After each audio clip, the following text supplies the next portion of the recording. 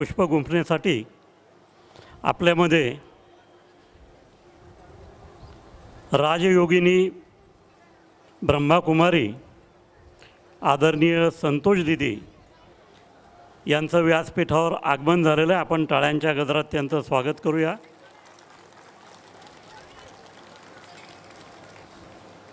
त्याचबरोबर व्यासपीठावर आज ज्यांच्या स्मृतिप्रित्यर्थ पुष्प गुंफण्यात येत आहे ते भूतपूर्व नगरपालिकेचे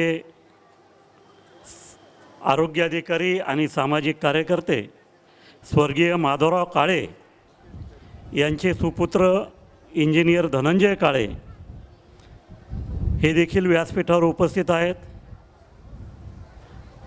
प्रेक्षकांमध्ये राहुल मंडलेश्वर काळे तसंच काळे कुटुंबीय देखील उपस्थित आहे. मी सर्व पाहुण्यांचं मनपूर्वक स्वागत करतो. त्याचबरोबर प्रजापिता ब्रह्माकुमारी ईश्वरीय विश्वविद्यालयाच्या नाशिक केंद्राच्या प्रमुख आदरणीय वासंती दिदी या देखील व्यासपीठावर उपस्थित आहेत. आपल्या सर्व श्रोत्यांचं आणि पाहुण्यांचं मी प्रारंभी मनपूर्वक स्वागत करतो आणि या ठिकाणी व्याख्यानमालेच्या वाटचालीची चित्रफीत दाखवावी अशी विनंती करतो. गोदातीरी ज्ञान पर्वणी घेऊन उत्सव आला. गोदातीरी ज्ञान पर्वणी घेऊन उत्सव आला. वसंत व्याख्यानमाला ही वसंत व्याख्यानमाला. वसंत व्याख्यानमाला आली वसंत व्याख्यानमाला. मुहूर्त मेढम गोरानडे न्यायमूर्तींनी रोवली. जोड त्याला वझेराव साहेबांची मग लाभली. कुसुमांच्या या गावामध्ये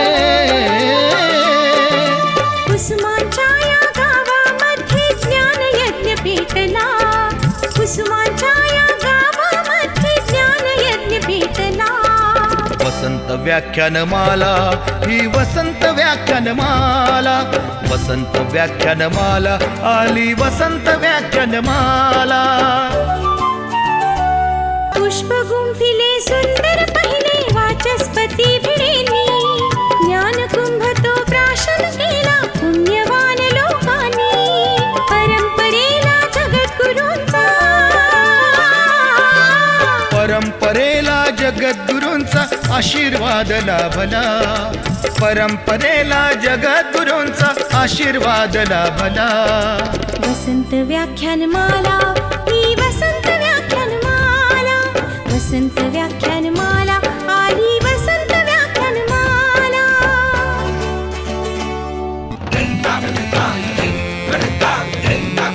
अहो देव मामलेदार पटांगण फुलू फुलू लागले. लोकहिताला शिलेदार ही निस्वार्थी लाभले. खडतर होता मार्ग तरी पण खडतर होता मार्ग तरी पण जागर ना थांबला. खडतर होता मार्ग तरी पण जागर ना थांबला.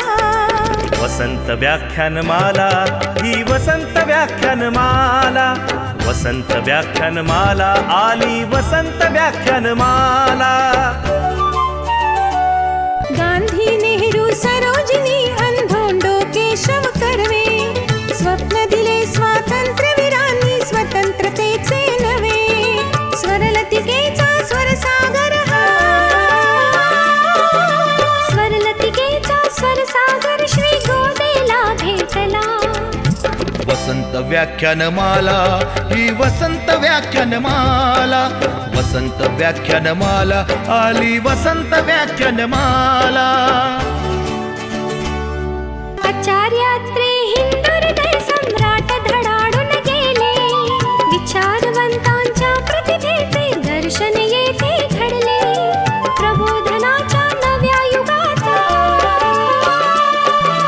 प्रबोधनाच्या नव्या युगाचा पुरस्कार हा झाला. प्रबोधनाच्या नव्या युगाचा पुरस्कार हा मोठा झाला. वसंत व्याख्यानमाला ही वसंत व्याख्यानमाला. वसंत व्याख्यानमाला आली वसंत व्याख्यानमाला.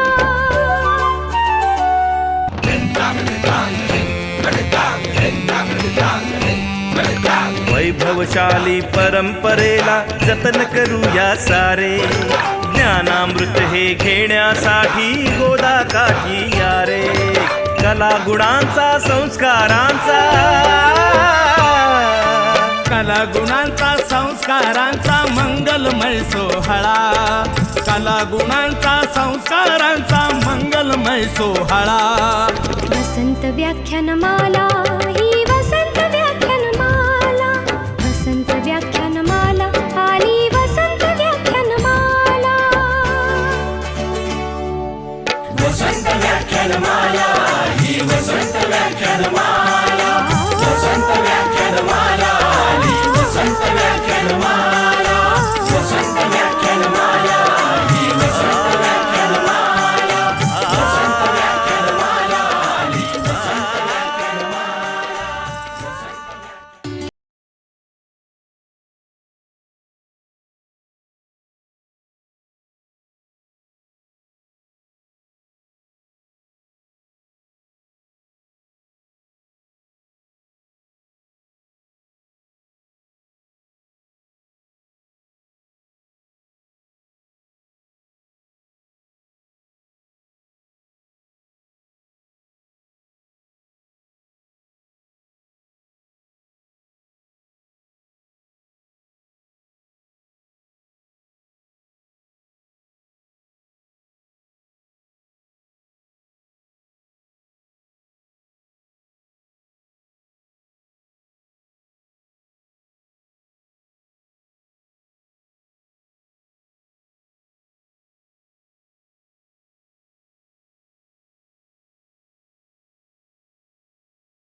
माधवरावजी काळे यांच्या जीवनकार्याचा परिचय आपण चित्रफितीद्वारे जाणून. स्वर्गीय माधवराव काळे. स्वर्गीय माधवराव काळे उर्फ माधव काका यांच्या वडिलांचा भांड्याचा व्यवसाय होता. ते बैलगाडीत भांडी घेऊन गावोगाव जाऊन व्यवसाय करीत. परिस्थिती अत्यंत गरिबीची, पण माधवरावांना शिक्षणाची विलक्षण ओढ. त्यावेळचे HPT महाविद्यालयाचे प्राचार्य कैलासवासी TA कुलकर्णी यांची परवानगी काढून CBS ते HPT कॉलेज अशी स्टेशन वॅगन बस सेवा सुरू करून आपल्या हिमतीवर त्यांनी BA पर्यंत शिक्षण पूर्ण केलं. त्यांच्या समृद्ध कर्तृत्वामुळे HPT महाविद्यालयाच्या जनरल सेक्रेटरीपदी त्यांची बिनविरोध निवड झाली. RTOची परीक्षा उत्तीर्ण होऊन ते नोकरीस लागले. पण त्यांचा स्वभाव, उपजत गुण यांना ती नोकरी मानवली नाही. नाशिकचे तत्कालीन नगराध्यक्ष कैलासवासी पांडे यांनी त्यांची वसुली अधिकारी पदावर नेमणूक केली. कपालेश्वराचे अनन्य भक्त असलेल्या माधवरावांचा मित्रपरिवार मोठा होता. जनसेवेत सतत अग्रेसर असल्यामुळे राजकीय मंडळी त्यांना गाडगे बाबा म्हणून संबोधत. म्युनिसिपल कर्मचाऱ्यांची पतसंस्था काढण्यात माधवराव अग्रभागी होते. कर्तव्यनिष्ठतेमुळे ते नगरपालिकेत मुख्याधिकारी बनले. मुख्याधिकारी झाल्यानंतरही ते सायकलवरून कार्यालयात येत. त्यांनी सिंहस्थ पर्वणीच्या काळात नियोजन अधिकारी म्हणून यशस्वीपणे काम केलं. सन 1965 मध्ये त्यांनी शासनाकडे अखंड पाठपुरावा करून नाशिकचं जलशुद्धीकरण केंद्र कार्यान्वित केलं. नाशिक नगररचना 2ची सुरुवात 1967 मध्ये झाली. भविष्यातील 30 वर्षांचा संभाव्य विस्तार व विकास लक्षात घेऊन मुख्याधिकारी माधवरावांनी शासकीय अधिकाऱ्यांसमवेत महत्त्वाची भूमिका बजावली. आर्थिक अडचणींमुळे नगरपालिकेला कर्मचाऱ्यांचे पगार वेळेवर करता येणे शक्य न झाल्यास स्वतः माधवराव धनिक मंडळींना विनंती करून उसने पैसे आणत व कर्मचाऱ्यांचे पगार वेळेवर होतील याची काळजी घेत. स्वर्गीय माधवराव काळे यांना वसंत व्याख्यानमाला नाशिकतर्फे विनम्र अभिवादन.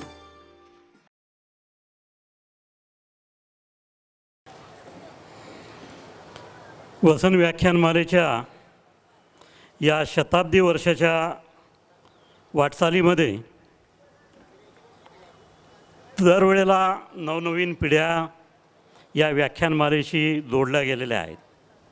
3री पिढी, 4थी पिढी, 5वी पिढी एकेका घराण्याची या व्याख्यानमालेशी जोडली गेली आहे की ती येऊन सांगतात की आमचे आजोबा या ठिकाणी येत होते, पणजोबा या ठिकाणी व्याख्यानं ऐकायला येत होते आणि वेगवेगळ्या खूप जुन्या आणि छान छान आठवणी या श्रोत्यांकडे आपल्या आहेत. हाच धागा अधिक भक्कम करण्यासाठी आपण शताब्दी वर्षाच्या निमित्ताने दररोज वेगवेगळ्या शाळेच्या विद्यार्थ्यांना या ठिकाणी आमंत्रित करतो आहे आणि त्यांना या ठिकाणी प्रार्थना गीत सादर करून त्यावर नृत्याविष्कार हा सादर करण्याची संधी देतो आहोत. आज नाशिक जिल्हा मराठा विद्या प्रसारक समाज संस्था संचालित horizon academy CBSC Pimpalgaon Baswant येथील विद्यार्थी अच्युतम केशवम कृष्ण दामोदरम या गाण्यावर नृत्याविष्कार सादर करणार आहेत. प्राचार्या सौभाग्यवती प्रीती राय आणि नृत्य दिग्दर्शक दीप्ती पठ्ठे जैतुनी लोखंडे यांचं मार्गदर्शन या विद्यार्थ्यांना लाभलेलं आहे. काही क्षणातच आपण आता अच्युतम केशवम कृष्ण दामोदरम या गाण्यावरचा नृत्याविष्कार बघणार आहोत, त्याचा आनंद घेणार आहोत.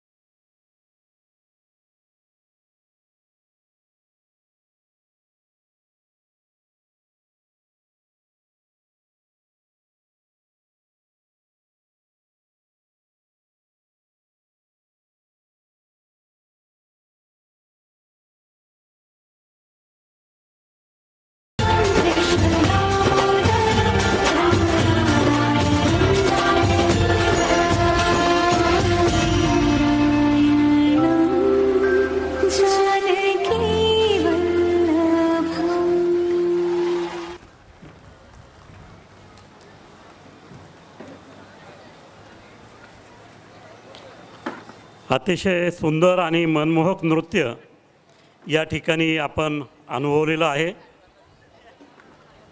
मी या ठिकाणी प्राचार्य प्रीती राय आणि नृत्य दिग्दर्शक दीप्ती पठ्ठे जैतून लोखंडे यांना व्यासपीठावर येण्याची विनंती करतो आणि संतोष दीदींना विनंती करतो आपण या विद्यार्थ्यांना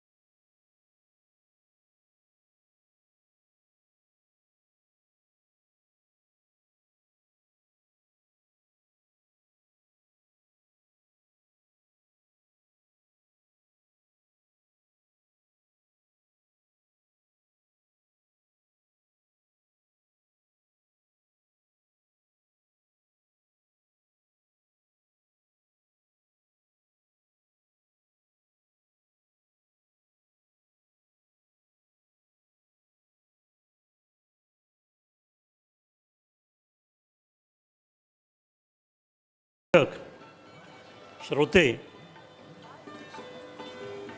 संतोष दीदींच्या मार्गदर्शनाच्या निमित्ताने उपस्थित आहेत.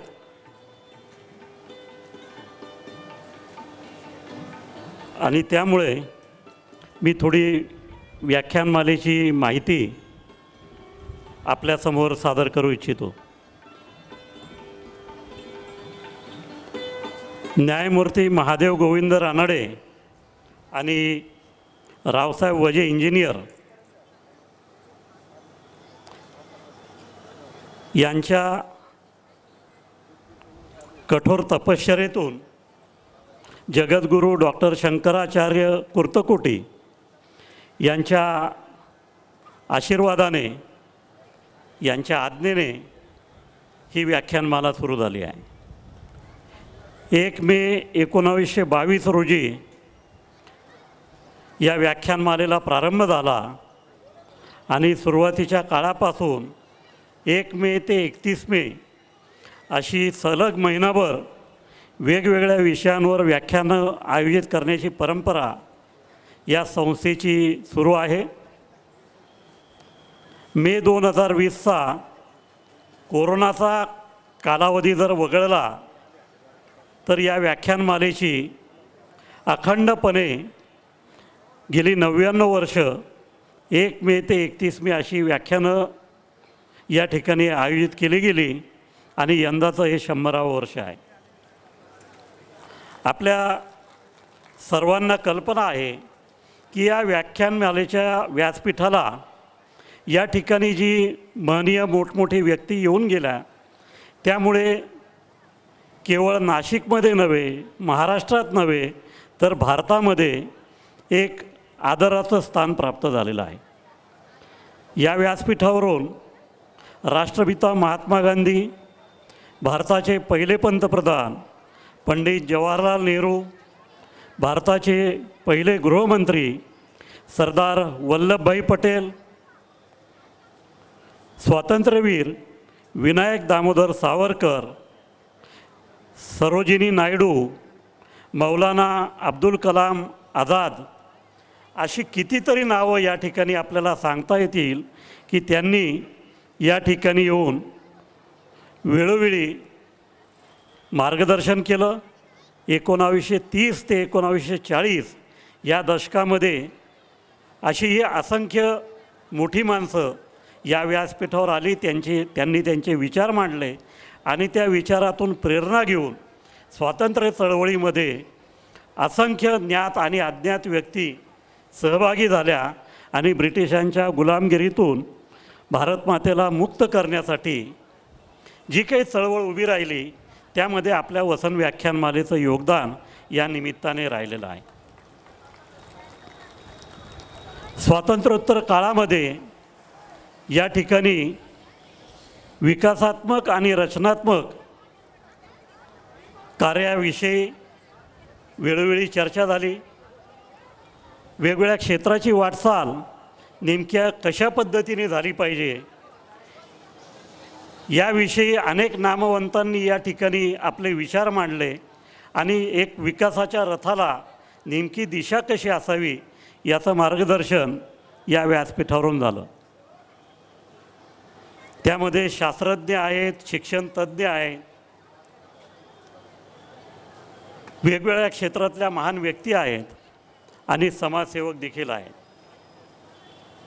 आचार्य विनोबा भावे, आचार्य कृपलानी यांच्यापासून अगदी शिक्षणतज्ज्ञ महर्षी धोंडो केशव कर्वे यांच्यापर्यंत अनेकांनी या ठिकाणी मार्गदर्शन केलेलं आहे.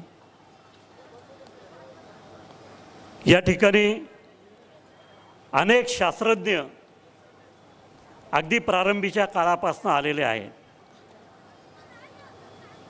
त्यामध्ये जयंत नारळीकरांचं आपल्याला नाव घेता येईल, विजय भटकरांचं नाव घेता येईल.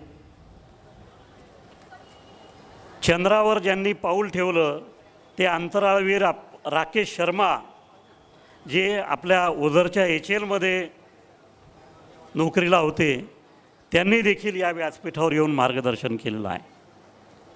महाराष्ट्राचे पहिले मुख्यमंत्री ज्यांनी या महाराष्ट्राच्या विकासाला, प्रगतीला एक वेगळी दिशा दिली ते स्वर्गीय यशवंतराव चव्हाण साहेब.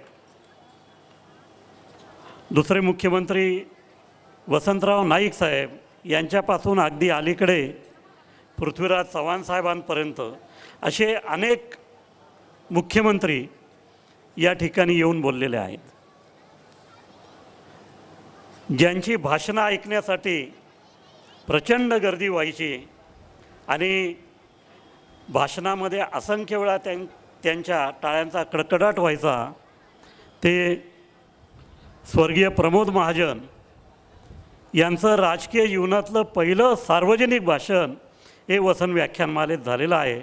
हे कदाचित अनेक लोकांना माहिती नसेल. अशी वक्त्यांची महान परंपरा किंवा शृंखला या व्याख्यानमालेला लाभलेली आहे.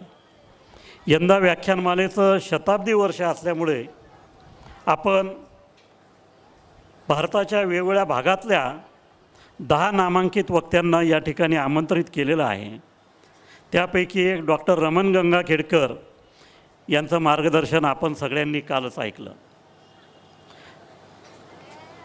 येत्या 15 मे रोजी दामोदर मावजो ज्यांना ज्ञानपीठ पारितोषिक जाहीर झालेलं आहे यंदाचं, ते म्हापसा म्हणजे गोवा राज्यातले आहे आणि कोकणी भाषेतल्या लिखाणाबद्दल त्यांना ज्ञानपीठ पुरस्कार मिळालेला आहे. आपलं नाशिकचं श्रद्धास्थान स्वर्गीय तात्यासाहेब तथा विवा शिरवाडकर कुसुमाग्रज यांना 1988 साली ज्ञानपीठ पुरस्कार मिळाला होता आणि त्या पार्श्वभूमीवर आपण दामोदर मावजो यांचं व्याख्यान तर होणार आहेच, पण त्यांचा नागरी सत्कार आपण आयोजित केलेला आहे.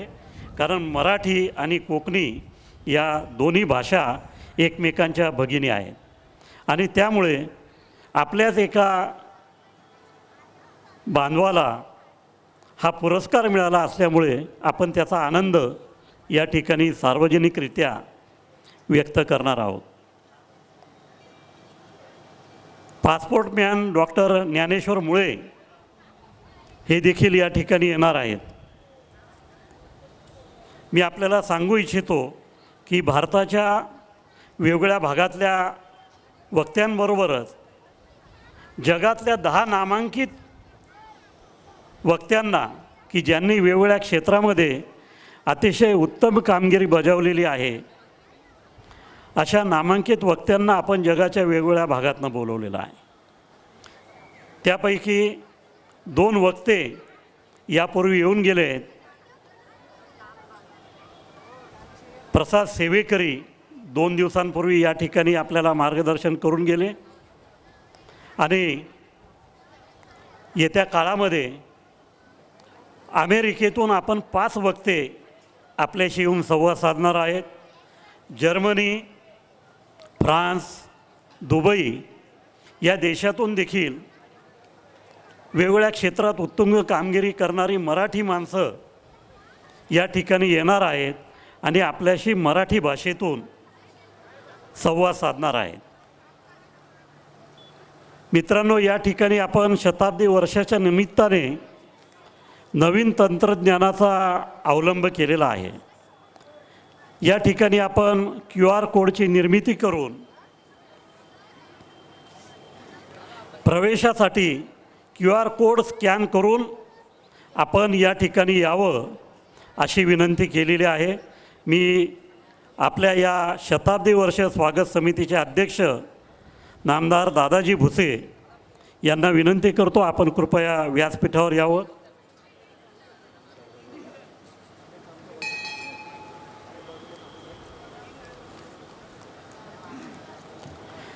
या QR कोड रजिस्टर करण्यामागे उद्देश असा आहे की आपलं मोबाईल क्रमांक या निमित्ताने आमच्याकडे नोंद होईल आणि भविष्यात वेगवेगळे जे कार्यक्रम होतील त्याचं आमंत्रण आम्ही आपल्याला वेळोवेळी पाठवू शकू. त्यामुळे मी आपल्या सर्वांना विनंती करतो की आपण QR कोडद्वारे आपली नोंदणी करून घ्यावी. तेव्हा अशी ही प्रदीर्घ अशी वाटचाल आहे. आपण यूट्यूब चॅनलची निर्मिती केली आहे. यूट्यूब, इंस्टाग्राम, फेसबुक आणि महाराष्ट्रातल्या 10 जिल्ह्यांमध्ये केबल नेटवर्कद्वारे या कार्यक्रमांचं थेट प्रक्षेपण रोज होतं आहे आणि आपण या ठिकाणी जेवढे जमलेलो आहोत त्याच्या 20-25 पट अधिक संख्येने लोक घराघरामध्ये या कार्यक्रमाचा आनंद घेत आहेत. आज प्रजापिता ब्रह्माकुमारी केंद्राच्या माइंड पीस हे जे चॅनल आहे त्याच्यावर देखील या कार्यक्रमाचं प्रक्षेपण होत आहे. तेव्हा मी हे लांबलेलं प्रस्तावना थांबवतो आणि आदरणीय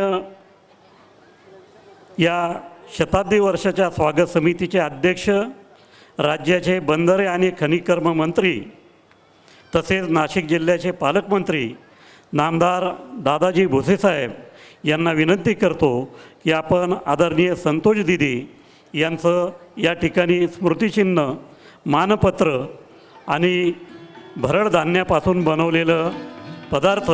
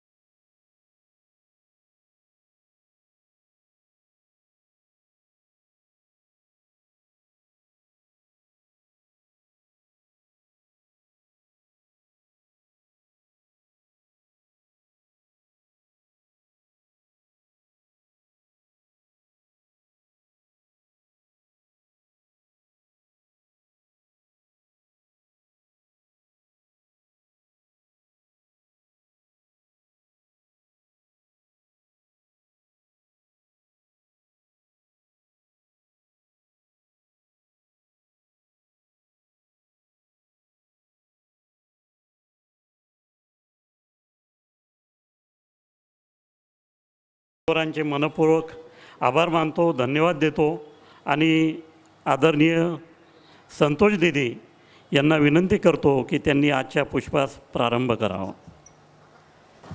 आध्यात्मिक ज्ञानद्वारा जीवन में सुख शांति की प्राप्ति या विषयावर आदरणीय संतोष दीदी या आपल्याशी संवाद साधणार आहेत. दुसऱ्या सत्रामध्ये सुदर्शन कुलथे हे आपल्याशी किल्ल्यांचा जिल्हा नाशिक या विषयावर संवाद साधणार आहेत.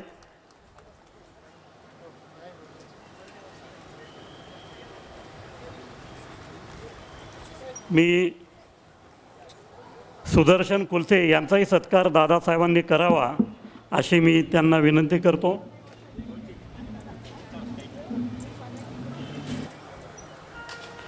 आपल्या दुसऱ्या सत्रातले वक्ते सुदर्शन पांडुरंग कुलथे हे सुप्रसिद्ध गिर्यारोहक आहेत, दुर्ग अभ्यासक आहेत. दुसऱ्या सत्रामध्ये किल्ल्यांचा जिल्हा नाशिक याविषयी आपण सचित्र व्याख्यान ऐकणार आहोत. आदरणीय स्वागताध्यक्ष नामदार दादाजी भुसे आणि सर्व पाहुण्यांच्या विषयी मी कृतज्ञता व्यक्त करतो आणि आध्यात्मिक ज्ञानद्वारा जीवन में सुख शांति की प्राप्ति या विषयावर आदरणीय संतोष दीदी यांनी आपल्याला मार्गदर्शन करावं अशी विनंती करतो. त्यापूर्वी आपण संतोष दीदी यांच्या जीवनकार्याचा आढावा घेणारी छोटीशी चित्रफीत या ठिकाणी बघूया आणि त्यानंतर व्याख्यानाला प्रारंभ होईल. राजयोगिनी ब्रह्मकुमारी संतोष दीदीजी या महाराष्ट्र आणि आंध्र प्रदेश विभागीय झोनच्या प्रभारी आहेत. अगदी पूर्वीपासून त्यांनी आपलं जीवन आध्यात्मिक सेवेसाठी समर्पित केलं आहे. तरुण वयातच प्रजापिता ब्रह्मकुमारी ईश्वरीय विश्वविद्यालयाशी त्या जोडल्या गेल्या आणि गेल्या 44 वर्षांहून अधिक काळ त्यांचं हे कार्य सुरू आहे.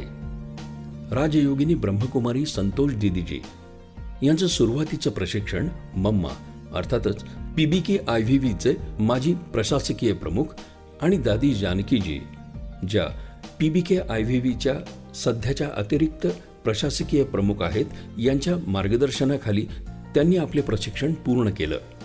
जानेवारी 1990 पासून BK संतोष दीदींनी महाराष्ट्र आणि आंध्र झोनच्या प्रभारी म्हणून जबाबदारी स्वीकारली. प्रचंड मोठ्या कार्यक्रमांचं आयोजन आणि अशा कार्यक्रमांचं आयोजन ही त्यांची एक खासियत. महाराष्ट्र आणि आंध्र प्रदेशातल्या अगदी दुर्गम कानाकोपऱ्यात संस्थेची प्रगती यशस्वीरित्या सुरू आहे. संतोष दीदी यांची दूरदृष्टी आणि अचूक निर्णय घेण्याची क्षमता या त्यांच्या गुणांनी संस्थेच्या प्रगतीमध्ये एक प्रमुख भूमिका त्यांनी बजावली आहे. त्यांच्या सक्षम कारभाराखाली संस्थेने मुंबई महानगरपालिकेची पहिली बाग 1993 मध्ये दत्तक घेतली आणि त्या बागेच्या देखभाल दुरुस्तीमध्ये झालेली प्रगती पाहून मुंबई महापालिकेच्या आणि नवी मुंबईच्या विविध भागातील अनेक उद्यानं या संस्थेला सुपूर्द केली आहेत.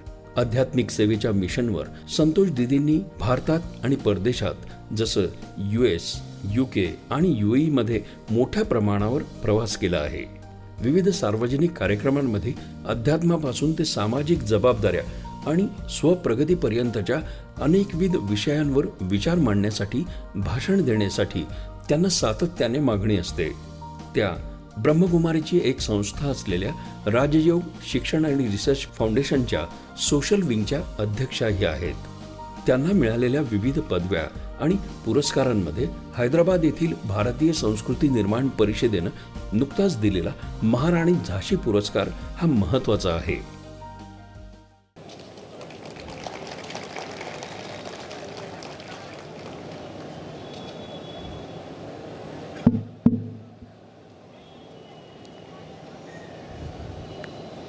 ओम शांती.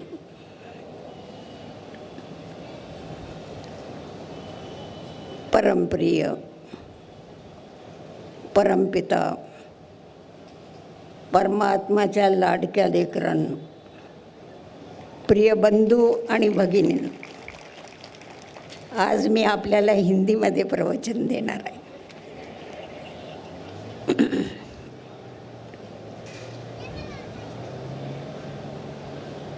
आज हम लोग देखते हैं कि हर एक मानव जीवन में सुख और शांति को ढूंढता है। सब सुख के साधन होते हुए भी आज का मनुष्य सुखी क्यों नहीं है? हम देख रहे हैं दिन प्रतिदिन साइंस ने इतनी तरक्की कर दिया है, जो आकाश में एक पंख लगा करके मनुष्य चंद्रमा तक पहुंच जाता है। आज समुद्र के तरे तक चला जाता है। आज कहाँ मनुष्य नहीं पहुंचता है, सब जगह पर पहुंच जाता है। परंतु आज मनुष्य जैसा बर्ताव करना भूल गया। ये एक बहुत बड़ी बात है। आज के मानव को जीवन में दुख और अशांति होने का कारण क्या है? आज इतनी सुख सुविधाएं हैं, परंतु उससे उसको सुख नहीं भासता है। अल्पकाल के लिए, थोड़े समय के लिए सुख भासेगा और उसके बाद उसको दुख लगे। इसका एक मूल कारण ये है कि आज समझो हम लोग हैं, जैसा एक आम की गुठड़ी है, उसको ज़मीन में लगाते हैं। हम उसके आदि, मध्य और अंत को पहचानते हैं। हमें मालूम है कि ये आम की गुठड़ी है, इसको लगाने के बाद पेड़ निकलता है। उस पेड़ को हम मध्य में उसकी बड़ी हिफाजत करते हैं, खाद डालते हैं, पानी डालते हैं, पशु पंछियों से भी उसकी संभाल करते हैं और बड़ा होने के बाद वो हमें मीठे फल देता है। तो एक बीज का हम आदि भी जानते हैं, मध्य भी जानते हैं और अंत भी जानते हैं। परंतु आज मनुष्य जो कर्म करता है, उन कर्मों का वो आदि, मध्य, अंत नहीं जानता है, जिसके कारण वो दुखी होता है। वैसे भी गीता के भगवान ने यही कहा है कि कर्म, अकर्म और विकर्म की गति अति गहन है, जो मुझे आके समझाना पड़ता है। ये सृष्टि एक कर्म क्षेत्र है। इस कर्म क्षेत्र के ऊपर हम जैसा बीज लगाते हैं, वैसा उसका फल हमें खाने के लिए ज़रूर मिलता है। तो हम लोग देखते हैं कि ज्ञानी और अज्ञानी में ये महान अंतर है। ज्ञानी जो है वो कर्म करने के पहले सोचता है और बाद में कर्म करता है, इसीलिए उसको जीवन में सफलता मिलती है। और अज्ञानी जो है वो कर्म करता है, परंतु कर्म करने के बाद उसको पश्चाताप होता है, क्योंकि उसके ऊपर वो सोचता नहीं है। उसकी रिज़ल्ट आने के बाद वो रिज़ल्ट देख करके दुखी होता है। उसके लिए कर्मों की गहन गति को जानने के लिए आध्यात्मिकता की बहुत ज़रूरत है। कोई लोग ऐसा समझते हैं कि आध्यात्मिकता ये बोर करने वाला विषय है, पर वास्तव में देखा जावे आध्यात्मिकता जो है वो मनोरंजन का विषय। आध्यात्मिकता उसको कहा जाता है जो जीवन जीने की कला सिखाता है। मनुष्य में आज अनेक कलाएं हैं, पर जीवन कैसा जीना है इसकी कला आध्यात्मिकता हमें सिखाता है। तो हम देखते हैं कि आज मनुष्य बिगर सोचे समझे जो भी कर्म करता है, उसकी रिज़ल्ट उसको दुख मिलता है। एक तो बिगर सोचे कर्म करता है, दूसरा हर एक मनुष्य अपनी दूसरे व्यक्ति से भेंट करता, कंपेयर करता है, जिसके कारण दुखी होता है। उसके साथ कंपटीशन करता है, इसीलिए दुखी होता है। अगर अपने से ऊंचे को देखता है तो उसको अहंकार आता है, हीन भावना उत्पन्न होती है। अरे ये तो बहुत बड़ा है, इसके पास तो बहुत साधन है, ये तो बहुत सुखी है, इसको तो बहुत डिग्री है, तो खुद की हीन की भावना उसके अंदर आती है, जिसके कारण दुखी होता है। और अपने से नीचे वाले को जब भी देखता है तो उसको अहंकार आता है कि मैं तो इससे बहुत अच्छा हूँ। तो ये जो अवगुण मनुष्य के अंदर है दूसरों को देखने का, उसके कारण उसको खुद को देखने का कभी भी समय नहीं मिलता है। और ज़्यादा से ज़्यादा समय पर दर्शन और पर चिंतन में बिताता है, जिसके कारण उसका जीवन दुखी और अशांत हो गया। एक व्यक्ति आईने में देखता है, एक बहुत बड़ा दाग उसको दिखाई पड़ता है। वो बेचारा सारा दिन आईना पोंछता रहता है, परंतु उसका दाग निकलता ही नहीं। तभी उसका एक दोस्त आता है, वो कहता है क्या है भाई, क्या कर रहे हो, कौन सी मेहनत कर रहे हो? तो बोला इस आईने के ऊपर दाग है, कब से निकाल रहा हूँ पर निकल नहीं रहा है। उसने कहा आईने के ऊपर दाग नहीं है, तेरे चेहरे के ऊपर दाग है, वो निकाल। तो वो अपने चेहरे को नहीं देखता है, परंतु आईने को देख के उसको पोंछता है। तो आज मनुष्य की ये वृत्ति हो गई है, वो सामने वालों की कमियों को देखता है, गलतियों को देखता है, जिसके कारण क्या होता है, उसको स्वचिंतन और स्वदर्शन करने का समय नहीं मिलता है। जब वो स्वचिंतन और स्वदर्शन नहीं करता है, उसके कारण उसको दुख और अशांति होती है।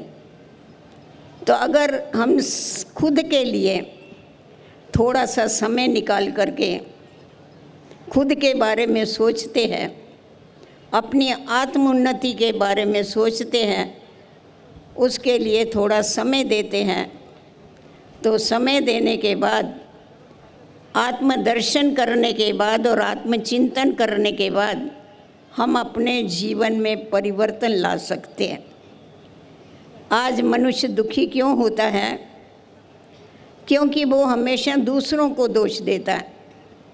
हमको भी आके बताएंगे बहन जी वैसा तो हम बहुत सुखी है, बहुत खुश है, पर ये हमारे फलाने फलाने रिश्तेदार हैं ना, इसके कारण हम दुखी होते, इनके कारण ये हमें दुख देते हैं। हम दुखी नहीं हैं, पर ये हमें दुख देते हैं। फलानी परिस्थिति है ना, इसलिए हम दुखी होते हैं। ये वातावरण ऐसा है, इसीलिए हम दुखी होते हैं।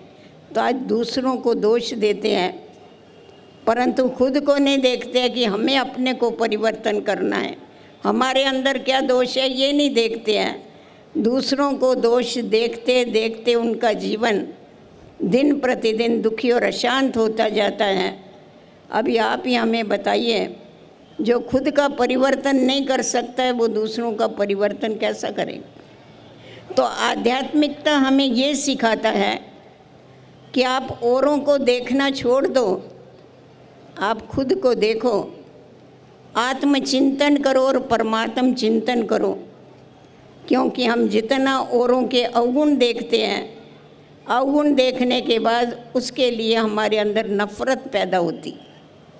और नफ़रत हमेशा कहा जाता है नफ़रत ये बुरी बला है। नफ़रत ऐसी चीज़ है जो हमारा बुद्धि का योग परमात्मा के साथ नहीं लगने देता है, परंतु उस व्यक्ति की हमें घड़ी घड़ी उसकी मूर्ति सामने आती है, चेहरा सामने आता है और हमारे को क्रोध आता है, ईर्ष्या होती है, वैर होता है। तो इसीलिए हमें हमेशा इस बात का ध्यान रखना है कि हम औरों को देखने के बजाय खुद को देखना चालू कर देवे, अपने ऊपर ध्यान देना चालू कर देवे, तो हमारे जीवन में क्या होगा, परिवर्तन आ जाएगा। कभी कभी ऐसा होता है, अच्छा कार्य करते हैं, श्रेष्ठ कार्य करते हैं, परंतु श्रेष्ठ कार्य का भी अहम आ जाता है, अहंकार आ जाता है। क्योंकि दुख और अशांति का कारण है मनोविकार। तो जिसके कारण क्या होता है, वो मनुष्य दुखी होता है। एक बड़ा अच्छा मिसाल बताते हैं कि शिवाजी महाराज थे हमारे महाराष्ट्र के, बड़े शूरवीर थे और दानी भी थे। तो उन्होंने अन्न छत्र चालू कर दिया। रोज़ लोगों को, गरीबों को खाना खिलाते थे। एक दिन वो अपने गुरुजी के पास गए मिलने को, गुरुजी को, और बहुत खुशी खुशी से बताने लगे। उनको कहा, गुरुजी मैंने ना अभी अन्न छत्र चालू किया है, तो बहुत बेचारे गरीब आकर के मेरे पास भोजन खाते हैं और मेरे को बहुत बहुत दुआ देते हैं। तो गुरुजी उनको देखने लगे, उनके जो रामदास स्वामी थे वो देखने लगे, और उन्होंने, वो तो ज्ञानी थे, उन्होंने कहा, अच्छा शिवा, तुम तो बड़ा दानी हो गया, बड़ा महान हो गया। अभी एक काम करो, सिर्फ ये सामने एक छोटी सी चट्टान है, वो निकाल के ले आओ। ये शूरवीर तो था, गया, उसने एक चट्टान जो थी वहाँ पर, चट्टान समझते हैं ना, टेकड़ी जिसको आप लोग बोलते, छोटी सी टेकड़ी थी, वो निकाल करके ले आए। उसको बोला, अभी ये जो ये चट्टान है इसको तोड़ो। उसको तोड़ा तो उसके अंदर एक कीड़ा था। उस कीड़े के मुख में एक चावल का दाना था और उसके बाजू में थोड़ा सा पानी था। तो रामदास स्वामी ने उसको कहा, शिवा, तू कधीपासून इतका महादानी झाला, केव्हा तू याच्यासाठी हा सगळा प्रबंध केला? तो जिस समय शिवाजी ने ये सुना तो उसका तीसरा नेत्र खुल गया कि ये तो मैं अहंकार के कारण बोल रहा था। वो अपने गुरुजी के पैर पकड़ लिए उसने कि मेरी बहुत बड़ी गलती हुई। अभी काम अच्छा था, परंतु मनुष्य को अहम भाव आ जाता है। तो जिस समय मनुष्य को अहम भाव आता है, ये अहंकार मनुष्य को दुख देता है। इसीलिए परमात्मा हम बच्चों को यही सिखाता है कि ये जो अहम भाव है, मैं करता हूँ, इस करतेपन का भान आप भूल जाओ और सदैव ये याद रखो कि करण करावन हार स्वामी कौन है। अगर वो करण करावन हार स्वामी आपको याद रहेगा तो क्या होगा, आपके अंदर कभी भी अहंकार नहीं आएगा, आपके अंदर निर्माणता रहेगी, और निर्माणता के कारण आपका जीवन भी सुखी होगा और आपके साथ रहने वाले जो है उनका जीवन भी सुखी हो जाएगा। आज दुख का कारण जो है वो है मनोविकार, और मनोविकार ये मन से पैदा होते हैं, अंदर से आते हैं। उसके लिए अपने विचारों को परिवर्तन करने की आवश्यकता है। जब तक हमारे विचार परिवर्तित नहीं हुए हैं तब तक हमारे जीवन में सुख और शांति नहीं आ सकती है। सुख और शांति की जननी है पवित्रता। पवित्रता के बगैर आप कभी भी सुखी नहीं बन सकते हैं। जब हमारा मन पवित्र होता है, हमारे मन के अंदर पवित्र विचार आते हैं, पॉजिटिव विचार आते हैं, श्रेष्ठ विचार आते हैं, स्वचिंतन चलता है, प्रभु चिंतन चलता है, ज्ञान का मनन और चिंतन चलता है, तो हमारा जीवन जो है वो सुखी और शांत हो जाता है। हमेशा कहा जाता है आप जैसा सोचेंगे वैसा बन जाएगी। तो अगर सारा समय हम प्रभु चिंतन करते रहे, ज्ञान का चिंतन करते रहे, पॉजिटिव चिंतन करते रहे, तो हमारे अंदर वो शक्ति पैदा होती है, हमारे अंदर वो विल पावर पैदा होती है, जो हम अपनी कमी कमजोरियों को क्या कर सकते हैं, सहज छोड़ सकते हैं। आज मनुष्य समझता है क्रोध करना खराब है, पर कभी समझता है क्रोध करने के बाद समझ में आता है कि अरे ये मैंने तो बहुत खराब किया, अभी मैं कभी नहीं बोलूँगा, पर जब चांस मिलेगा तो ज़रूर बोलेगा, कभी नहीं छोड़ेगा। क्यों? क्योंकि ताकत नहीं। तो वो जो ताकत है वो कहाँ से आवे? तो आध्यात्मिकता ये सिखाती है कि आप अपने अंदर शक्ति भरने के लिए अपना कनेक्शन सर्वशक्तिवान से जोड़ो। जब आप अपना बुद्धि का योग सर्वशक्तिवान परमात्मा के साथ जोड़ लेंगे तो धीरे धीरे आपके अंदर वो शक्ति आती जाएगी, और जिस शक्ति के आधार पर ही क्या होगा, आप इन विकारों को जीत करके जीवन में सुख और शांति लाएंगे। हमारे विचार जितने जितने पवित्र होते जाते हैं उतने उतने मनोविकार भागते जाते हैं। और आज आप देखो सारा समय मनुष्य का किस में जाता है? अच्छा विचार बहुत कम करते हैं, परंतु निगेटिव विचार ज़्यादा चलते हैं। और नेगेटिव विचार का इतना फोर्स होता है जो उसको कंट्रोल नहीं कर सकते। जैसा कि बांध टूट जाता है और उससे फ़ायदा क्या होता है? आप जिस समय पर व्यर्थ सोचते हैं, निगेटिव सोचते हैं, उसके बाद आपका मत्था भारी हो जाता है, आपका सर दर्द हो जाएगा, ब्लड प्रेशर बढ़ जाएगा। ये सब कुछ क्यों होता है? क्योंकि निगेटिव सोचते हैं। तो निगेटिव सोच हमारे अंदर से चला जावे, उसके लिए क्या करने की ज़रूरत है? उसके लिए पॉजिटिव सोचने की आवश्यकता। तो जितना जितना हम पॉजिटिव सोचते हैं, अच्छा सोचते हैं, श्रेष्ठ सोचते हैं, उतना उतना क्या होता है? निगेटिव सोच आप ही निकलता जाता है। तो परमात्मा आके जो हमें राजयोग सिखाता है, जिस योग के द्वारा अर्थात जिस परमात्मा से बुद्धि लगाने के बाद हमारे अंदर वो सोच, वो विचार क्या होते हैं? वो श्रेष्ठ होते हैं। उसके लिए हमारे को क्या करने का है? अध्ययन। उसके बाद अध्ययन करने के बाद उसका हमें चिंतन करना है, मनन करना है, और मनन करने के बाद मगन हो जाना। हमेशा कहा जाता है ज्ञान बिगर गत नाही। आज मनुष्य को 2 नेत्र हैं, परंतु ये चर्म चक्षु 2 होते हुए भी क्या गायन करते हैं? नयनहीन को राह बता दो प्रभु, पल पल ठोकर खाए रे। अरे 2 नेत्र तो हैं, फिर नयनहीन हम कैसे हुए? क्योंकि तीसरा ज्ञान का नेत्र नहीं। तो जब हमारे को ज्ञान का नेत्र परमात्मा के द्वारा मिलता है, तो हमें ज्ञान का अध्ययन करने की आवश्यकता है। जितना जितना हम अध्ययन करते हैं और उसका चिंतन करते हैं, सिर्फ ज्ञान सुनने सुनाने से कुछ नहीं होता है, परंतु उसको अपनाना है। जिस समय आप प्रवचन सुनते, अभी तो व्याख्यान माला सुन रहे हैं आप लोग, तो ये वसंत व्याख्यान माला सुनते हैं, एक एक के बहुत अच्छी अच्छी बातें सुनते हैं, मन बड़ा प्रसन्न हो जाता है। परंतु क्या होता है? उसको प्रैक्टिकल में लाएंगे तो जीवन सदा के लिए प्रसन्न हो जाएगा। तो इसीलिए ये एक आध्यात्मिकता हमें सिखा सकती है कि आप क्या करो? अच्छा अध्ययन करो, अच्छी किताबें पढ़ो, ज्ञान की बातें पढ़ो, ज्ञान की बातें सुनो, उसके बाद उसका चिंतन करो। जिस प्रकार आप देखो 36 प्रकार का हम भोजन खा लेवे, परंतु अगर हमारी हजम करने की शक्ति अच्छी नहीं होवे, ठीक नहीं होवे, तो उसका ब्लड नहीं बनेगा।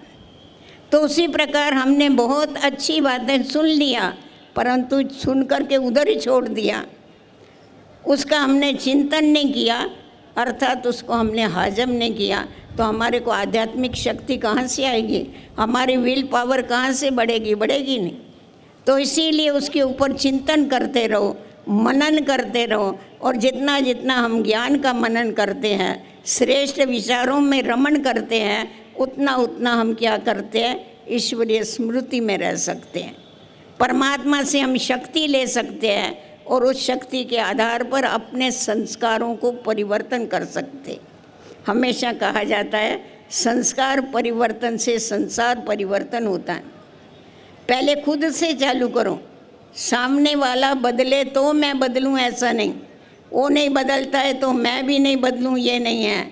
हमें ये सिखाया जाता है कि आप बदलेंगे तो सारा जग बदलेगा। इसीलिए आप बदली हो जाओ, आप अपने कर्मों को श्रेष्ठ बनाओ, विचारों को श्रेष्ठ बनाओ, तो सामने वाले एक दिन ज़रूर बदल जाएंगे। तो औरों को बदलाना है तो खुद से चालू करना पड़ेगा। अगर हम खुद से चालू न करके दूसरों का इंतज़ार करते हैं तो कभी भी बदलने वाले नहीं हैं, और हम भी नहीं बदलेंगे और ये संसार भी नहीं बदलेगा। सभी की, भारतवासियों की तो यही इच्छा है कि हमारा ये भारत जो महान भारत है, जो स्वर्णिम भारत था, वो वापस स्वर्णिम बन जाए, वापस स्वर्ग आ जावे, देवी देवताओं का राज आ जावे, ऐसा हमारा भारत बन जावे। जिस भारत में शेर और बकरी एक घाट पर पानी पीते थे, अभी वहाँ तो शेर बकरी एक घाट पर पानी पीते थे, आज 2 भाई घर में इकट्ठे नहीं रह सकते। कारण क्या है? कारण यही है क्योंकि आपस में जो प्रेम है वो फूट गया। आज मनुष्य के पास 2 चीज़ें नहीं हैं, एक तो स्नेह नहीं है, प्रेम नहीं है, और दूसरा खुशी नहीं। एक दो को प्रेम करने का मालूम ही नहीं है, सब अपने में ही बिजी हैं, सब अपने में बिजी हो गए हैं। आत्मा चिंतन करने का उनको समय नहीं है, परंतु स्थूल बातों में बिजी हो जाने के कारण क्या होता है, अपने तरफ ध्यान न देने के कारण खुद में परिवर्तन नहीं आ सकता। तो जिस समय हम ये ठान लेते हैं, पक्का कर लेते हैं कि हमें खुद को परिवर्तित होना है, हमको बदल के सारे जग को बदलना है, इस बात को ध्यान में रखते हुए अगर हम आगे बढ़ते जाएंगे तो मैं समझती हूँ कि ये सारा जगत जो है ये ज़रूर परिवर्तित हो जाएगा। तो हमारे ऊपर बहुत बड़ी रिस्पॉन्सिबिलिटी है हम सभी के ऊपर, क्योंकि हर एक व्यक्ति जो है उसके ऊपर ऋण है, समाज का ऋण भी है, देश का ऋण भी है, माता पिता का भी ऋण है। वो सब ऋण हमको उतारने हैं। वो कभी उतार सकते हैं जब हम आत्मचिंतन करते हैं, खुद को चेक करते हैं। नहीं तो क्या होता है, दिन प्रतिदिन अहंकार बढ़ता जाता है, एक दो से दिल टूटता जाता है। कितनी खुशी से सुनाते हैं, हमने अमेरिका में हमारे दोस्त से बात किया, हमने हमारे फलाने के साथ लंदन में बात किया। अरे परंतु जो घर में रहते उससे तो तुम बात भी नहीं करते। उनसे बात किया तो क्या हो गया, उनसे बात करने से कुछ होने वाला नहीं है। जो घर में रहते हैं उनसे तुम बात करो ना। आज बच्चों को टाइम देने के लिए किसी के पास फुर्सत नहीं है, क्योंकि ओवर टाइम करना पड़ता है। क्या करें, बड़े शहरों में तो माताएं भी बेचारी जाती है नौकरी पर और भाई भी नौकरी पर जाते हैं, क्योंकि हर एक का स्टैंडर्ड भी तो बढ़ गया है ना रहने का, सब साधन चाहिए। परंतु उसके कारण हम देखते हैं कि बच्चों का जो कैरेक्टर है वो कहाँ जा रहा है। और फिर क्या कहते हैं, आजकल के बच्चे सुनते नहीं हैं। अरे कैसे सुनेंगे, तुम सुनते हो बड़ों का? जब हम बड़ों का सुनेंगे तो बच्चे हमारा सुनेंगे, हम बड़ों का नहीं सुनते तो बच्चे कैसे सुनेंगे बताओ। एक बड़ी अच्छी बात बताते हैं, बोला एक ऑफिसर था, बड़ा बंगला था उसका, बड़ी गाड़ी थी, बहुत बड़ा पोस्ट पोजीशन था। उसका एक ही बच्चा था छोटा, और रोज़ जाता था ऑफिस में। फिर जब भी आता था, कंपाउंड में से गाड़ी आती थी, बच्चा भाग भाग के आता था मिलने को पिता। परंतु उसका जो उस ऑफिसर का जो बाप था वो बूढ़ा था, तो वो क्या करता था, उसको एक कमरा दे दिया था, उधर वो पड़ा रहता था। और उसको ये तो अच्छे बर्तनों में भोजन खाते थे, टेबल पर बैठ के खाते थे, टेबल कुर्सी पर। और उसको क्या करता था, ठिक्कर के बर्तन, मिट्टी के बर्तनों में खाना देते थे। तो बच्चे को बड़ा लगता था ये दादाजी को ऐसा क्यों देते हैं खाना। तो उसने अपने बाप से पूछा, ऐसा क्यों करते हैं पापा, इनको क्यों इसमें भोजन देते हो? तो बोला ये क्या है, बूढ़े हो गए ना तो इनमें सफाई तो है नहीं, इसीलिए इनको इसी में ही देते। तो ये रोज़ तो बाप को भाग के मिलने को जाता था। एक दिन वो ऑफिसर आया तो ये बच्चा तो गया ही नहीं। तो उसने देखा है बच्चा कहाँ गया। तो एक बगीचा था उनका बड़ा, बगीचे में एक बैठा हुआ था, उस पेड़ के नीचे बैठा था, छोटा था, और छोटे छोटे हाथों से उसने क्या किया था, तो ये होता है ना जैसा टोकरियाँ बनाते वैसा उसने सब लकड़ियाँ इकट्ठी किया था और कुछ बना रहा था। उसके बाप को लगा इसके हाथ को लग जाएगा, ये क्या कर रहा है तुम? बोला कुछ नहीं, मैं बर्तन बना रहा हूँ। बोला क्या बना रहा? बोला थाली बनाऊँगा, कटोरा बनाऊँगा, गिलास बनाऊँगा। बोला फिर क्या करेगा? तो बोला आप बूढ़े हो गए ना, आपको इसमें खाना दूँगा, क्योंकि आप दादाजी को मिट्टी के बर्तन में खाना देते हो, वो तो टूट जाता है। मैं तो आपको ऐसे में खाना देगा जो टूटेगा ही नहीं। तो इसीलिए अभी से प्रैक्टिस करता हूँ। तो इसीलिए कहा जाता है, हमेशा ये बात याद रखो, जैसा कर्म हम करेंगे हमको देख करके और करें।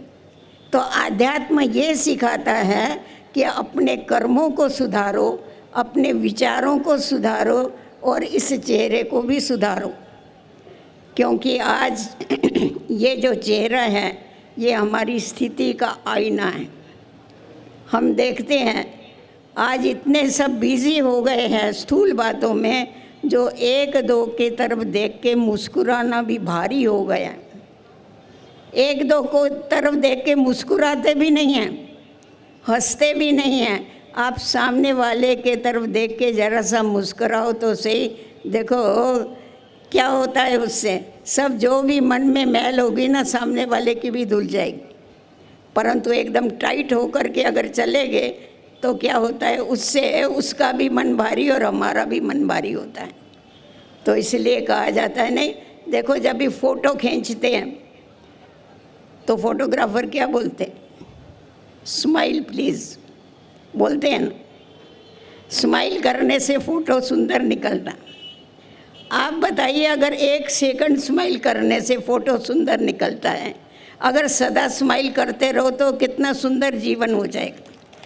तो आज आप ये पक्का कर लेना कि हमें सदैव हंसते रहना है, औरों को भी हंसाते रहना है। कभी भी अपने मूड को आप क्या करो, खराब मत करो। अपना मूड हमेशा अच्छा रखो। आपका मूड तभी अच्छा रहेगा जब भी आपकी स्थिति अच्छी रहेगी। स्थिति तभी अच्छी रहेगी जब भी आपकी स्मृति अच्छी रहेगी। हमेशा कहा जाता है, जैसी स्मृति वैसी समृद्धि। जैसे को याद किया जाता है वैसी स्थिति बन जाती है। आप घर में बैठे हैं, घर में बैठे बैठे आप अपने किसी अच्छे मित्र को, रिश्तेदार को याद करते हो, जो आपको अच्छी बातें सुनाता है, उसकी याद आते ही आपका मन प्रसन्न हो जाता है। और वो ही किसी लड़ाई झगड़े वाले की अगर अनायास से याद आ जाती है, हम उसको भुलाने की कोशिश, अरे आज पता नहीं ये क्यों याद आ रहा है। क्योंकि जैसे को याद करता है वैसी स्थिति बनती है।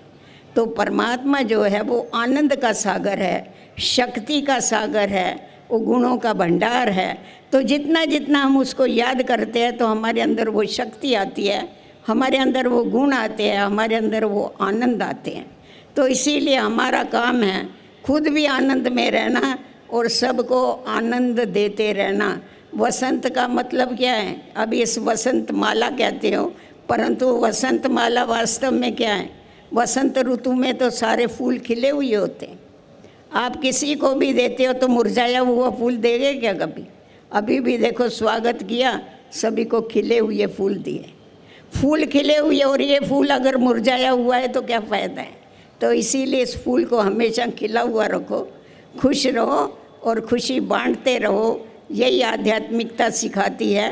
खुद बदलो और सारे जग को बदलो, यही आध्यात्मिक ज्ञान है।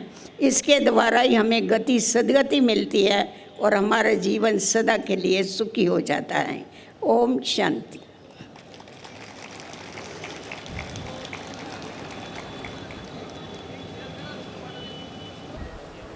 यानंतर एक 5 मिनिटाचं ध्यानधारणा किंवा मेडिटेशन या ठिकाणी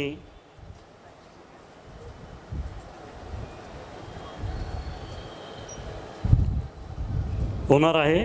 त्यानंतर या ठिकाणी सुदर्शन कुलथे हे आपल्याशी दुसऱ्या सत्रात संवाद साधतील। ओम शांती। आपण सर्वजण आता 5 मिनिट इथे तुम्हाला एक चिंतन दिलं जाईल, त्या चिंतनाद्वारे मेडिटेशन करायचं आहे। जसं दीदीजींनी सांगितलं की राजयोगाच्या अभ्यासाने आपला चेहरा असा प्रफुल्लित होतो आणि वसंत ऋतूसारखं आपलं जीवन सुंदर बनतं।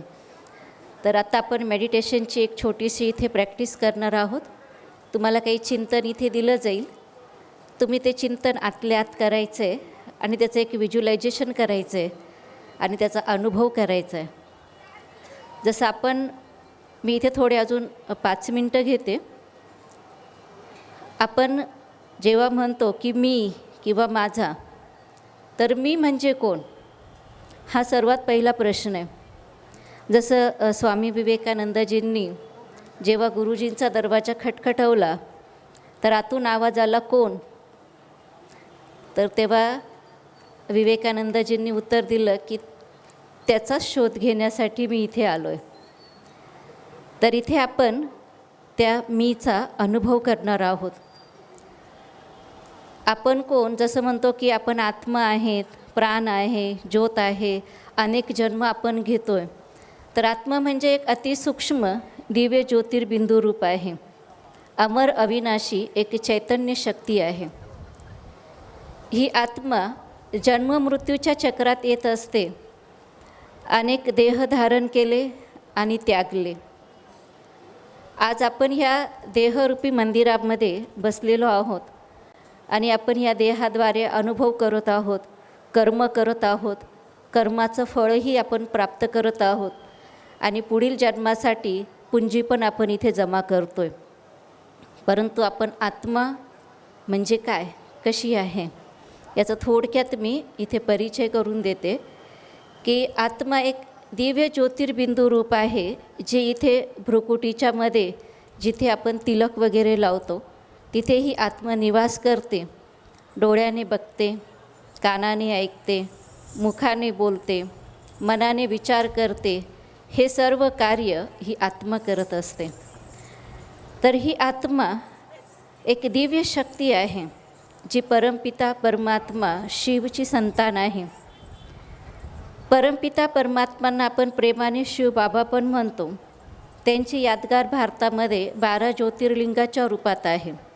तर सर्वश्रेष्ठ तीर्थस्थान 12 ज्योतिर्लिंग म्हटलं गेलं आहे. तर असे हे परमपिता परमात्मा शिव आपल्या सर्वांचे पिता आहेत. आज आपण त्यांचं स्मरण करणार आहोत आणि आत्मअनुभूती करणार आहोत. तर त्यासाठी इथे तुम्हाला एक चिंतन दिलं जाईल. जसं म्हटलं जातं की आपण वरतून आलो आणि वरती जायचं आहे. तर वरतून कुठून आलो आणि वरती आपल्याला कुठे जायचं आहे? तर वरतून आलो म्हणजे आकाशातनं किंवा सूर्यातनं किंवा तारामंडळातनं नाही आलो आहे. त्याच्याही पलीकडे एक सूक्ष्म दुनिया आहे. त्या सूक्ष्म जगातनं आपण ह्या सृष्टीवर आलेलो आहेत, ज्याला शांतीधाम, ब्रह्मलोक, निर्वाणधाम अशी अनेक नावं दिलेली आहेत. जी ह्या 5 तत्वांच्या पलीकडे, जिथे सूर्याचाही प्रकाश पोचत नाही अशा दूरपर्यंत ते परमधाम शांतीधाम आहे. तिथून आपण ह्या सृष्टीवर आलेलो आहोत. तर आज आपण सर्वजण या अनोख्या यात्रेवर जाणार आहोत, कारण आपण पवित्र गोदामाईच्या किनारी बसलेलो आहोत आणि आपल्या सर्वांना लाभ मिळालेला आहे आदरणीय दिदीजींच्या व्याख्यानांचा. तर ह्या पवित्र वातावरणामध्ये आज आपण एक छान एक यात्रेवर निघूयात, जी आपल्याला मनाने आणि बुद्धीने करायची आहे, जिथे आत्मा आणि परमात्म्याचं मिलन होणार आहे, अनुभूती होणार आहे. तर आपण आता सर्वांनी जसं एक रिलॅक्स बसलेले आहात, डोळे उघडे आहेत, असेच रिलॅक्स बसून डोळे उघडे ठेवून आपल्याला हे चिंतन करायचं आहे. तर मी सुरुवात करते तुम्हाला चिंतन द्यायला. तुम्हाला ते मुखाने बोलायचं नाही आहे. आतल्या आत तुम्ही ते चिंतन करा आणि त्याची अनुभूती करण्याचा प्रयत्न करा. मी प्रयत्न करेल इथे की तुम्हाला चांगल्यापैकी अनुभूती करवण्याचा.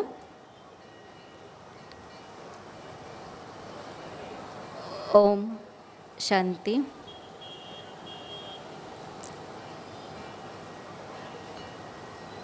मी एक अतिसूक्ष्म दिव्य ज्योतिर्बिंदू रूप आत्मा आहे.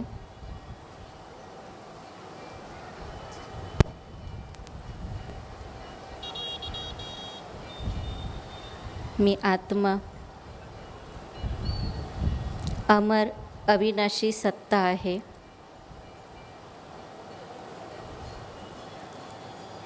चैतन्य शक्ती आहे.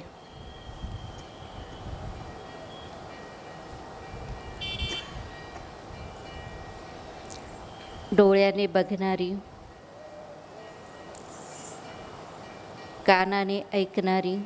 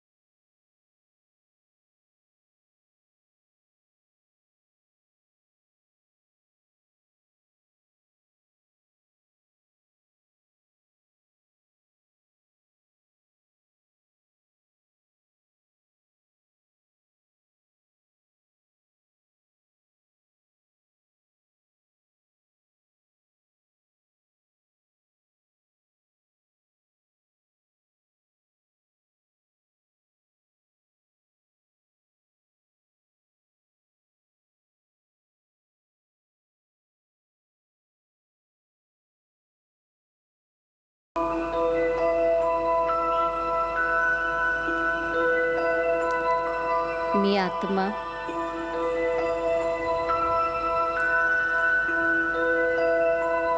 अनेक जन्म घेत आज ह्या देहामध्ये विराजमान आहे.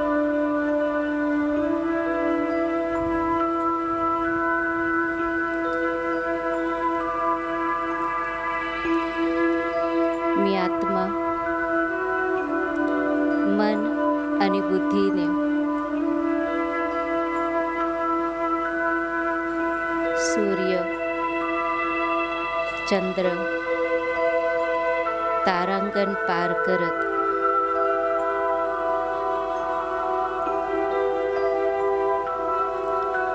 परमधाम शांतीधामकडे जात आहे.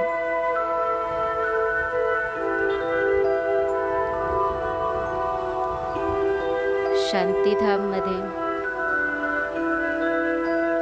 सर्वत्र सोनेरी लाल प्रकाश आहे.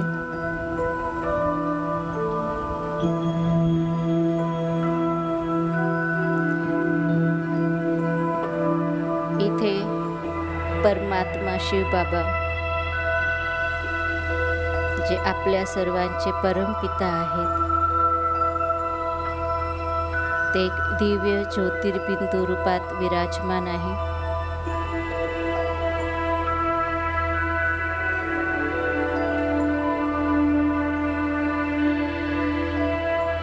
शिवबाबा शांतीचे सागर आहे.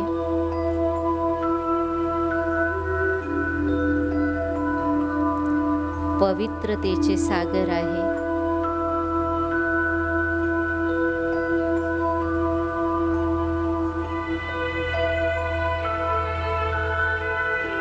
ज्ञानाचे सागर आहे.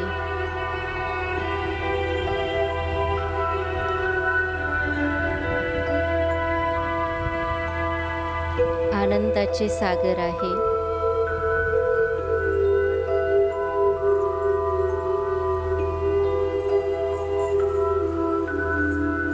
पतित पावन मुक्ती जीवन मुक्तिदाता आहेत.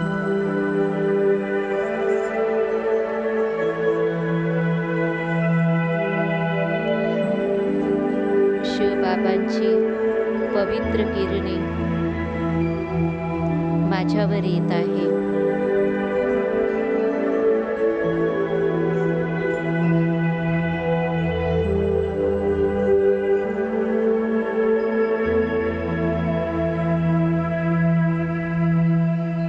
मी आत्मा पवित्र होत आहे.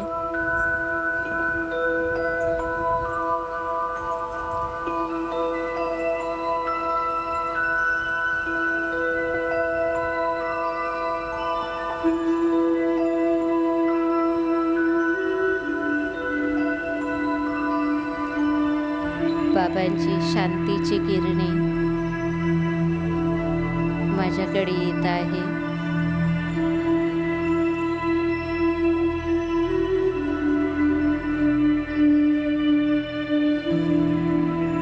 मी आत्मा शांतीने भरपूर होत आहे.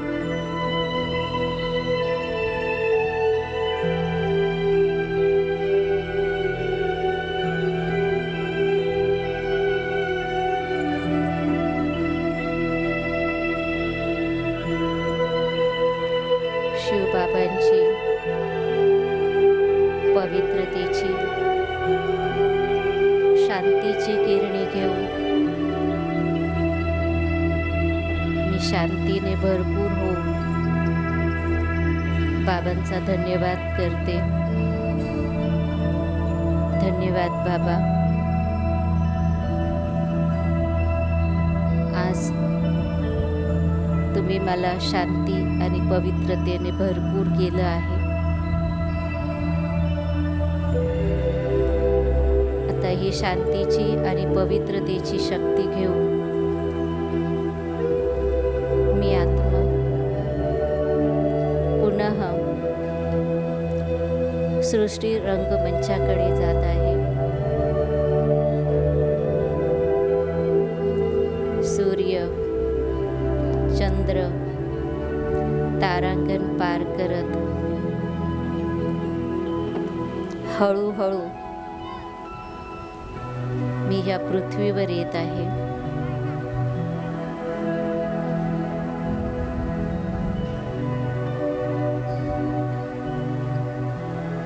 मी आत्मा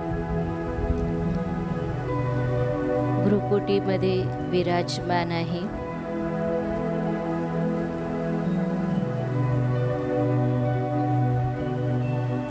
शांतीची आणि पवित्रतेची शक्ती इथल्या वातावरणात चहूओर पसरत आहे. संपूर्ण वातावरण शांत आणि पवित्र होत आहे. ओम शांती शांती शांती. ओम शांती.